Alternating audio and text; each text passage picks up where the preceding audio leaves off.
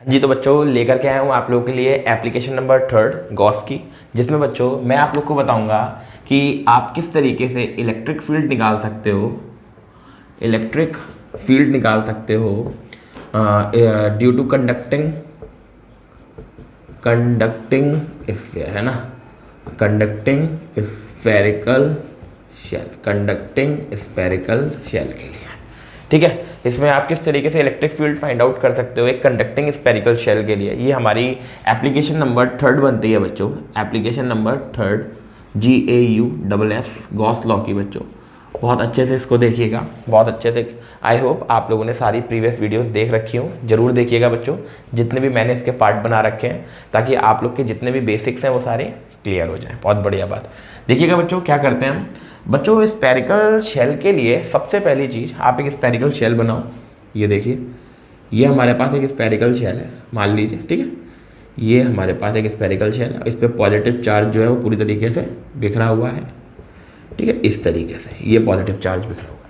मान लीजिए इसकी जो रेडियस है वो हमारे पास कैपिटल आर है। कितनी है बच्चों जी? कैपिटल आर, ठीक है। ये सेंटर पॉइंट है बच्चों, जिसका पॉइंट हमारा O है।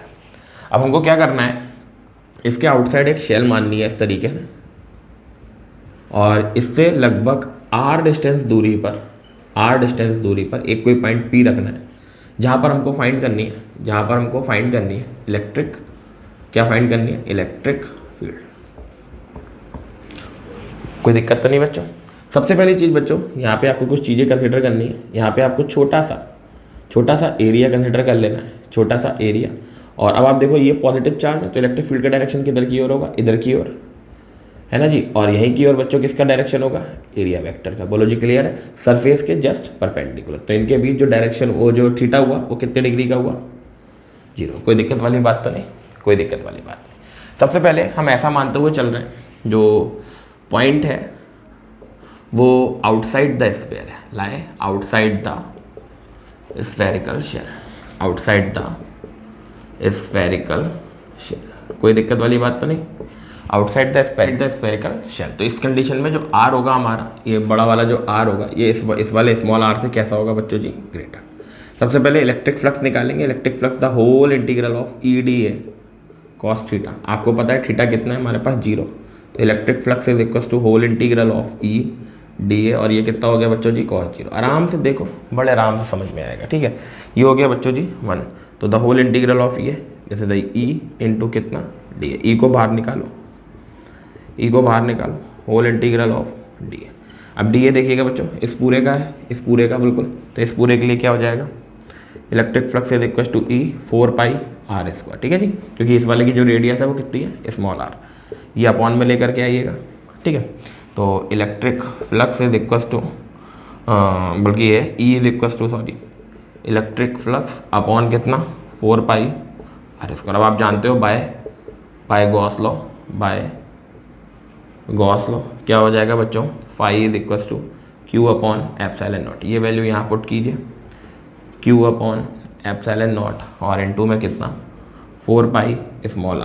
अब बच्चों कुछ नहीं करना है आपको, ऊपर एरिया से मल्टीप्लाई, नीचे भी एरिया से डिवाइड, ठीक है। अब आपको पता है Q upon A, this is the charge per unit area. ध्यान रखिएगा बच्चों जी, चार्ज पर यूनिट एरिया को बोलते हैं एरिया चार्ज डेंसिटी, जब स्पेरिकल सरफेस होता है, ठीक है जी। तो Q अपॉन A ये हमारा बन के आ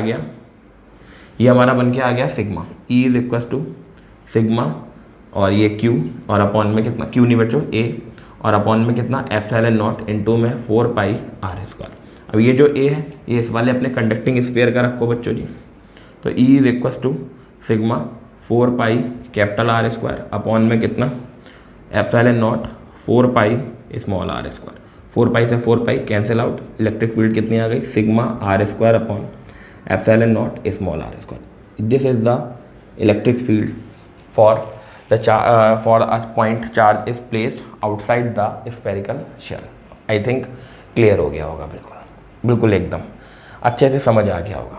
अब कुछ नहीं करना है, दूसरे वाले केस में हमको ये वाला पॉइंट चार्ज उठा करके इसके ऊपर रख देना है, बस, और कुछ नहीं करना है। सबसे पहले आप इसको नोट डाउन कीजिए। हाँ जी, तो बच्चों इसका सेकंड पार्ट है, बहुत ही सिंपल।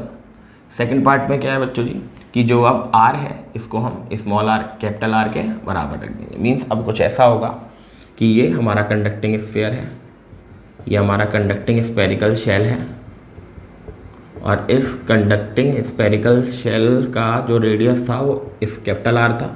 अब जो है वो पॉइंट इसी के ऊपर आ गया यहाँ पर, तो ये आ गया स्मॉल आर, यहीं पर हमारे पास पॉइंट पी आ गया। बोलो जी क्लियर है, कोई दिक्कत वाली बात नहीं। तो बच्चे इस सिचुएशन में क्या हुआ कि आर जो है वो कैपिटल आर के बराबर हो गया। अब हम सबसे पहले जानते हैं E is equal to sigma कितना था जरा बताइएगा, R square upon epsilon not R square, ये आप जानते हो, आपको पता है R is equal to R, तो E is equal to sigma R square upon इसकी जगह भी आर स्क्वायर से आर स्क्वायर, तो इलेक्ट्रिक फील्ड ऑन द कितनी आ गई है ना, on the spherical shell, on the spherical shell कितनी आ गई बच्चों जरा बताइएगा, हमारे पास सिग्मा अपॉन एप्सिलॉन नॉट।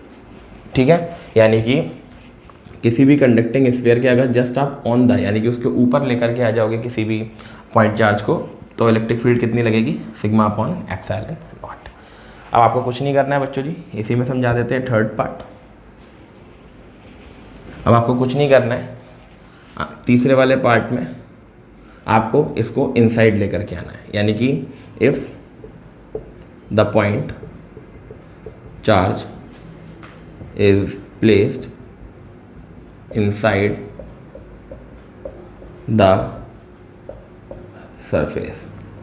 अब आप इनसाइड रख लो, इनसाइड रखोगे तो चार्ज कितना हो जाएगा हमारे पास, जीरो। चार्ज कितना हो जाएगा, जीरो, यानी कि ई इज इक्वल टू कितना, sigma R square upon epsilon not R square. Sigma को आप क्या रख सकते हो जरा ध्यान से देखिएगा, क्यू अपॉन कितना, चार्ज अपॉन एरिया इंटू कितना epsilon not R square into कितना आर स्क्वायर। चार्ज कितना हो गया बच्चों जी, जीरो, तो पूरी टर्म कितनी हो गई, यानी कि अगर आप चार्ज जीरो यानी कि inside the inside the spherical shell अगर आप चार्ज को प्लेस करोगे तो क्यू कितना हो जाएगा बच्चों जी, जीरो। बड़े ध्यान से इस चीज़ को देखिएगा, क्यू कितना हो जाएगा, जीरो। चार्ज जीरो अगर तो उसकी इलेक्ट्रिक फील्ड कितनी हो गई, जीरो। यानी कि अगर आर को आप स्मॉल कर दो कैपिटल आर से, है ना, मीन्स ये वाली बात हो गई कि ये हमारे पास स्फीयर था जिसमें हमारा पॉजिटिव चार्ज भरा हुआ था ऑन द सरफेस, है ना, आपने ये इसकी कैपिटल आर आपने यहाँ पे कहीं पर पॉइंट रख दिया आर, यहाँ पे कहीं पर, है ना, यहाँ पे कहीं पर आपने पॉइंट रख दिया अगर, तो यहाँ पे चार्ज रखने पर क्या हो जाएगा बच्चों, इलेक्ट्रिक फील्ड जीरो हो जाएगी। हमेशा ध्यान रखिएगा, ठीक है जी, क्योंकि वहाँ पर जो नेट चार्ज हो जाएगा वो कितना हो जाएगा, जीरो। और नेट चार्ज जीरो अगर तो वहाँ पर नेट इलेक्ट्रिक फील्ड का मैग्नीट्यूड भी कितना हो जाएगा, जीरो। आई थिंक ये एप्लीकेशन आप लोगों के क्लियर हुई होगी। और यदि बच्चों अच्छी लगी हो आपको ये वीडियो तो ज़रूर लाइक एंड चैनल को सब्सक्राइब जरूर कीजिएगा। जब तक के लिए बच्चों ऑल द बेस्ट।